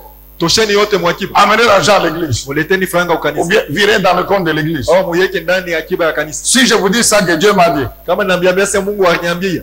dimanche prochain, je n'aurai personne ici. Jumapili ya yafuatayo mimi nitakuwa na mtu hapo. Vous tous, vous allez partir. Shimwa bote mtenda. Non. Anafitisha. Ce qu'il nous raconte. Ile yenye kuna Il nous demande, il dit que Dieu lui a dit que nous devons vider les comptes. anatuambia sasa Mungu alimwambia sasa tutoshe franga yote mu compte. Vous allez voir ici les gens, non, mais je vais vider les comptes, mais les enfants, je vais faire comment? Et ma femme, et les enfants, mais la maison là-bas, je n'ai pas encore fini. Alléluia. Luc chapitre 16. Luka 16. 9 à 10. 10 hadi 10. 8 à 10. 8 à... On n'a encore rien donné à Dieu, ne vous en faites pas. Hatuyamupatia Mungu kitu. Nous n'avons encore rien donné à Dieu. Hatuyamutolea Mungu kitu.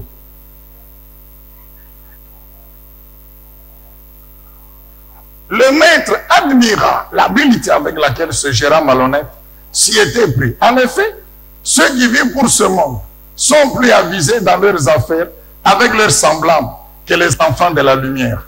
9. Et moi je vous déclare, si vous avez de ces richesses entachées d'injustice, utilisez-les pour vous faire des amis. Ainsi, le jour où elles vous échapperont, les amis vous accueilleront dans les demeures éternelles. Si quelqu'un est fidèle dans les petites choses, on peut aussi lui faire confiance pour ce qui est important. Mais celui qui n'est pas fidèle dans les petites choses ne l'est pas non plus pour ce qui est important. 11. Si donc vous n'avez pas été fidèle dans la gestion des richesses injustes, qui vous confiera les richesses véritables? Si vous n'avez pas été fidèle dans la gestion du bien d'autrui, qui vous donnera celui qui vous est personnellement destiné? Amen, bien-aimé dans le Seigneur. Amen. Nous connaissons cette histoire ici.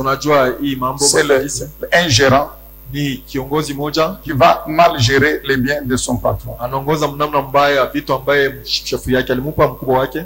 Et puis le patron décide de le chasser. Kisha mkubwa wa kazi anachukua mpango wa kumfukuza. Le type se dit ceci. Huyu mtu anachukua mpango. Demain quand je serai en dehors, je vais vivre comment? Wakati nitakuwa nje kesho nitaishi je? Alors Jésus dit, il appelle les débiteurs. Yes. C'est son patron. Anasema anaita wandeni wa toi tu devais payer $1000. J'ai un exemple. Tu devais payer $1000. OK. Moi, j'écris ici que tu dois 500. Mimi naandika hapa sema unapaswa 100. Il appelle l'autre. Toi tu devais payer $5000. Unaita mwingine.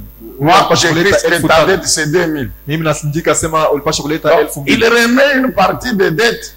Anarudisha sehemu ya ndani. De l'argent de son patron qui lui appartient. Ya fedha ya mkubwa wake ambaye iko yake. Alors Seigneur Jésus dit ceci. Sasa Yesu anasema les gens de ce monde watu wa dunia hii sont plus sages que les enfants de la lumière. Wanakuwa na hekima kuliko watoto wa mwangaza. Comment? Namna gani? Les gens de ce monde. Watu wa dunia. Donc ils essaient de comprendre comment fonctionne leur monde. Pima kuelewa dunia yao iko nenda namna gani. Est-ce que vous comprenez? Donc le type s'est dit, je vais vivre comment? Je dois remettre les dettes comme ça, c'est gens. Quand le patron va me chasser, au moins ils peuvent reconnaître que je leur avais remis les dettes. Jésus n'encourage, il ne dit pas que ce qu'il a fait c'est bien. Mais il dit ceci, les enfants du monde, ils essayent d'agir comme leur monde leur dit. Mais les enfants de la lumière, ils ne font aucun effort pour comprendre comment fonctionne le royaume.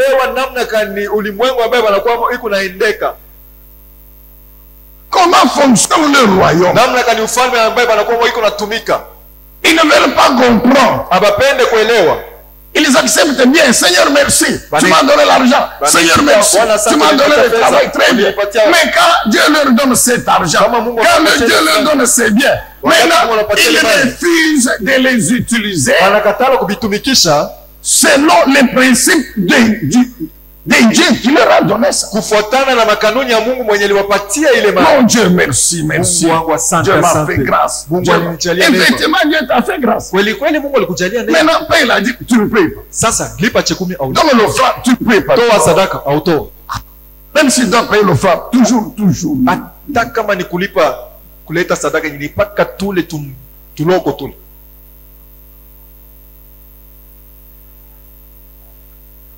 Maintenant, le Seigneur ajoute. Il dit, faites-vous des amis en vous servant des richesses injustes. Oui, c'est vrai que c'est Dieu qui a créé l'or et l'argent. Mais les richesses du monde sont injustes. Ils sont attachés d'injustice. Pourquoi? Parce que le diable s'est mêlé et le diable a fini par convaincre les gens que c'est lui qui les enrichit.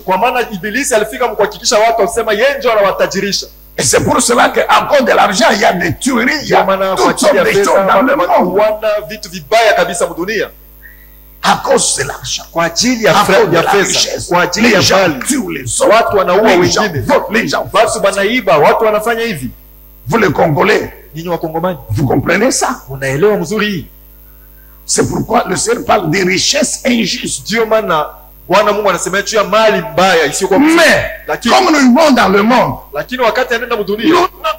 non, c'est l'argent, mon frère. L'argent circule entre les mains des païens, des chrétiens. Mais quand nous recevons cet argent, qu'est-ce que nous devons faire de ces richesses injustes? Nous devons les utiliser pour nous faire des amis. C'est-à-dire quoi? Nous devons utiliser cet argent pour servir Dieu, pour soutenir son œuvre, pour évangéliser, pour implanter les églises, pour gagner les âmes. Gagner les âmes, mon frère. Ça doit te faire le souci. Je disais à maman Monique, j'ai un fardeau. J'ai dit, mais non, il faut que... Amen, le bien-aimé dans le Seigneur. J'ai dit, mais il faut que cette église-là, il faut quand même que ça avance. Il faut que les pasteurs, tout ça. Le souci, mon frère. Il est uzuni. Parce qu'il faut que l'église là-bas commence à fonctionner pour que les âmes soient gagnées dans ce cas. Allez, ce programme ici, on annule, c'est fini. Moi, je prends cet argent. Allez, on va acheter encore du sable. On va acheter des ciments. Parce qu'il faut que l'église là-bas, il faut qu'à part qu'on fasse l'évangélisation. Pasteur Paul Kalonge. Vous comprenez ce que je dis? Souci, mon frère.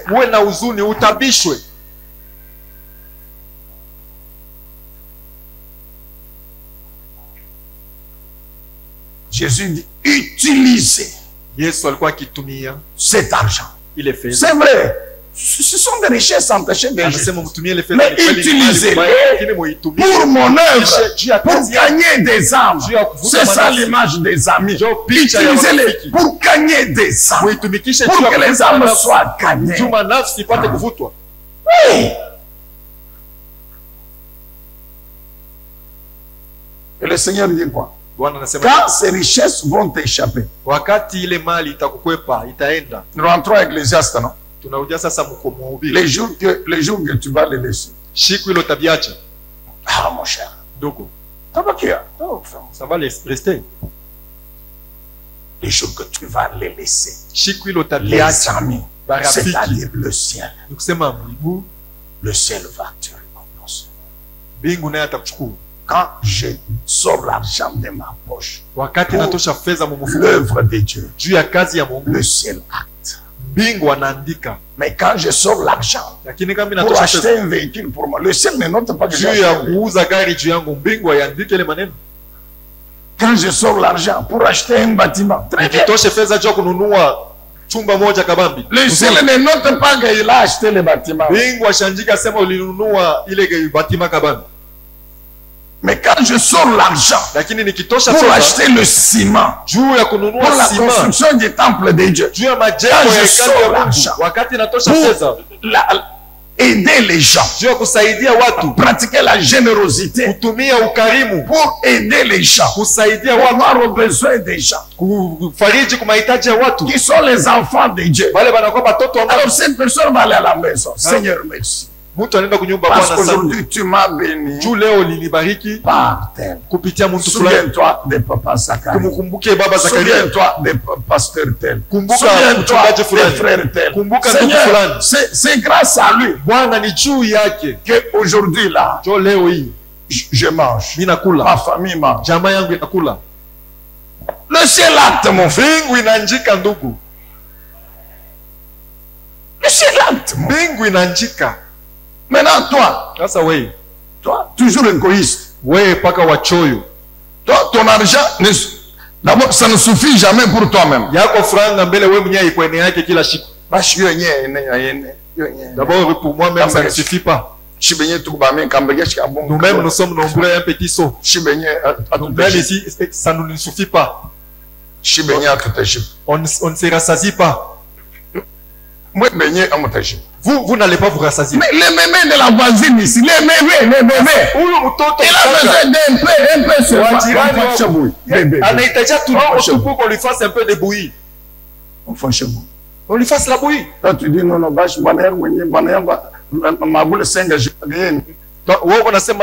mari ne se rassasie pas avec 5 boules. Est-ce qu'on peut se tenir? Et tu tournes au Simama Djou.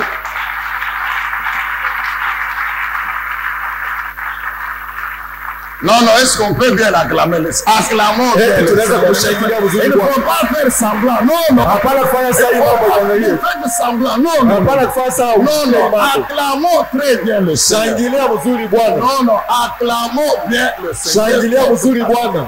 Ne faisons pas semblant. Acclamons bien le Seigneur. Est-ce qu'on peut encore très bien acclamer le Seigneur? Est-ce qu'on peut encore très bien acclamer Jésus? Est-ce qu'on peut très bien acclamer le Seigneur? Alors, nous restons debout, nous voulons prier le Seigneur. Nous restons debout, nous voulons prier le Seigneur. Qu'on nous mette encore Lévitique chapitre 25. Le verset 20. 21. Nous voulons prier pour que Dieu nous fasse grâce. Et par ta puissance, nous puissions vivre cette parole. Peut-être direz-vous, que mangerons-nous la 7e année, puisque nous n'aurons ni semé, ni rentré de récolte. Sachez que la 6e année, je répandrai ma bénédiction sur vous, en vous assurant une récolte suffisante pour 3 ans. 22. Lorsque vous sèmerez la 8e année, vous vivrez encore sur l'ancienne récolte, dont vous mangerez jusqu'à la récolte de la 9e année. 23. Nous fermons les yeux. Tu vas dire, Seigneur, fais-moi grâce. Cette année ici, fais-moi grâce dans mon travail. Cette année ici, que je vive cette parole. Dieu lui-même sait comment il va faire. Mais que la puissance de sa grâce affecte votre travail, affecte vos affaires, vos activités. Pour que vous viviez cette parole. Dieu l'avait accompli dans la vie d'Israël. Je vais te bénir la 6e année. Je vais te donner une récolte terrible. Est-ce que Dieu peut nous faire grâce? Tu peux prier, tu dis, Seigneur, fais-moi grâce afin que cette année ici, 2024, soit cette 6e année où tu me donnes une récolte, où tu me donnes de la richesse dans mon travail. Et puis, Tu sais ce que tu fais. Kisha unajua kenye unafanyaka. Prions tous ensemble le Seigneur. Tuombe sisi wote Bwana.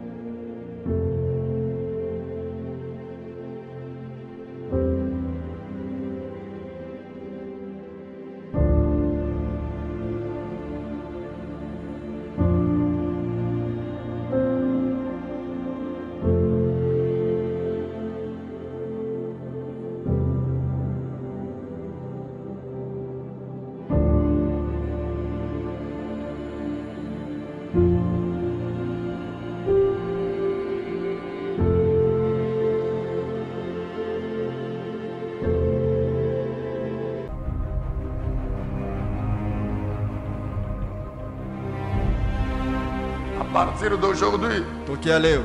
jusque je ne sais pas quel jour en 2024, Mimi sijue paka siku gani mu 2024 nous allons écouter le Seigneur tutamusikia Bwana. sur le thème suivant. Juu ya kishina kifuatayo, La possession de l'héritage kushika kwa urithi par l'accomplissement de l'alliance. kupitia matimiliko ya agano.